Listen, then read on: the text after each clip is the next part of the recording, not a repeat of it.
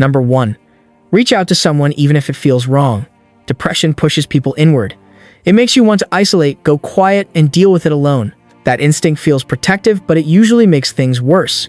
Human connection is one of the most powerful things that can ease depression, and the research backs this up strongly.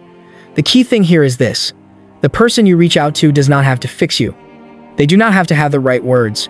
You are not looking for a therapist, you are looking for someone who will listen without judging. A friend, a family member, anyone who makes you feel safe. Face-to-face is the most effective form of connection, but a phone call or even a text is better than staying completely silent. If you do not feel like you have anyone like that in your life right now, that is also something worth knowing, because isolation itself can be treated, and there are support groups, online communities, and local organizations specifically for people going through this. Number 2. Move your body. Start ridiculously small. Multiple studies have found that regular exercise can be as effective as medication for relieving depression symptoms in some people. That is not a small claim. A 10-minute walk can genuinely improve your mood for the next 2 hours. The reason exercise helps is chemical. It releases endorphins, increases serotonin, and reduces the stress hormones that fuel depression. But here's the thing: you do not need to suddenly become a gym person. Walking, dancing in your room, swimming, even stretching counts. The goal is to start so small that the bar to doing it is basically 0. 5 minutes. 1 lap around the block. That is enough to start. Number 3. Get daylight every day. This one sounds too simple to matter. It is not. Sunlight boosts serotonin, the same chemical that antidepressants try to increase. It also regulates your body's internal clock, which has a direct effect on mood and sleep. 15 minutes of natural daylight every day, ideally in the morning, is the target, not a tanning session. Just stepping outside, sitting near a window, or eating somewhere with natural light. For people living in places with limited winter sunlight, a light therapy box is a clinically supported alternative. Number 4. Do something you used to like even if you don't feel like it. Depression kills pleasure. Something that used to make you happy, music, cooking, drawing, sport, can start to feel flat or pointless when you're depressed. This is a specific symptom called anhedonia, and it can feel like you have permanently lost the ability to enjoy things. But the way out is not to wait until you feel like doing those things again. The way out is to do them anyway, on a schedule, and let the enjoyment come back gradually. Pick something small, not a big project, a short playlist, a 20-minute hobby, anything that used to mean something to you. You might feel nothing the first few times. Keep going. Number 5. Manage your stress deliberately. Stress does not just make depression worse, it can trigger it. And when you are already depressed, stress hits harder and lasts longer than it would otherwise. The goal here is not to remove all stress from your life, which is impossible, but to get more deliberate about managing it. This means looking at what is actually draining you and asking, is there anything I can reduce, delay, or hand to someone else? It also means building small recovery moments into your day, a few minutes of deep breathing, a short walk, 5 minutes of silence, not as a luxury, but as maintenance. A daily relaxation practice, whether that is breathing exercises, meditation, or yoga, has been shown to genuinely reduce depression symptoms over time. Number 6. Fix your sleep. Sleep and depression are in a brutal cycle. Depression disrupts sleep. Disrupted sleep makes depression worse.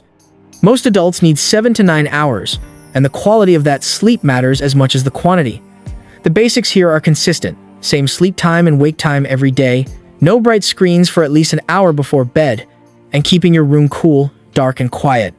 None of this is revolutionary, but when you are depressed and not sleeping well, getting even one of these things right can shift your mood measurably within days. Number 7. Look at what you are eating. Food and mood are directly connected. Not in a vague way, in a documented, biological way. Skipping meals causes your blood sugar to crash, which hits your mood hard. Eating a lot of sugar and refined carbs creates short spikes of energy, followed by crashes that increase irritability and low mood. On the other side of this, certain foods actively support mood.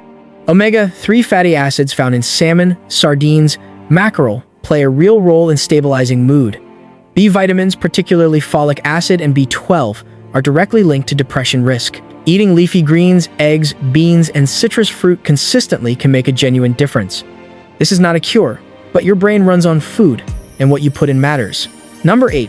Challenge the negative thoughts directly. Depression does not just change how you feel, it changes how you think. It creates automatic negative thoughts that feel completely real and true, but are actually distortions. Things like, I'm a failure, nobody cares, nothing will ever get better, this will never change. The clinical term for these is cognitive distortions, and they include patterns like all or nothing thinking, overgeneralization, and assuming you know how things will turn out. The problem is that these thoughts feel like facts, not opinions. One practical way to start challenging them is to keep a simple thought log. When a negative thought hits, write it down, then write the evidence for it and the evidence against it. Ask yourself, would I say this to a friend? Would I believe it if someone else said it about themselves? Usually the answer is no, and that gap between how you treat yourself and how you would treat someone else is where some real change can happen. Number 9. Limit the news and social media. This one is increasingly supported by research. Constantly consuming bad news or scrolling social media, especially in the evening, raises anxiety, worsens low mood, and reinforces the sense that the world is hopeless and overwhelming. Depression already makes the world feel bleak. Feeding it a constant stream of worst-case headlines makes that worse. This does not mean going completely offline. It means being intentional. Set specific times to check news rather than reaching for your phone every 20 minutes. Stick to sources that report what is actually happening rather than ones designed to outrage you. Notice how you feel after certain apps or accounts and make choices based on that. Number 10. Know when to get professional help and ask for it. Everything in this video can genuinely help, but there is a line where self-help is not enough on its own. And that is not a failure, it is just reality. If your depression is severe, has lasted a long time, is affecting your ability to function, or includes thoughts of hurting yourself, that is the point where professional support is not optional. It is necessary. Therapy, particularly cognitive behavioral therapy, has strong evidence behind it for depression. Medication works for many people. The two together work better than either alone for a lot of people. Getting help does not mean you cannot handle it. It means you are treating a real condition with the right tools. Here is the one thing that ties all 10 of these together. Depression lies to you.